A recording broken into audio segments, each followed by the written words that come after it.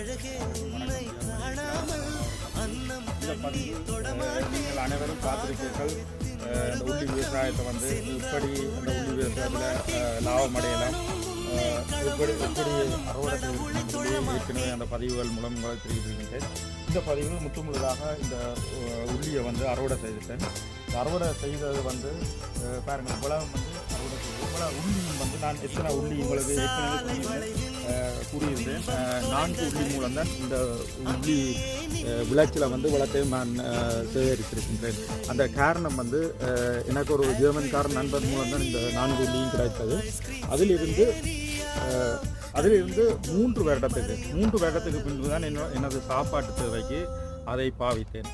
அதற்கு முதல் அந்த உள்ளியை வந்து வித உள்ளியாக எடுத்து ஒரு 50லேருந்து 60 கிலோ வரும் வரைக்கும் அந்த உள்ளியை சாப்பாட்டு தேவைக்கு எடுக்காமல்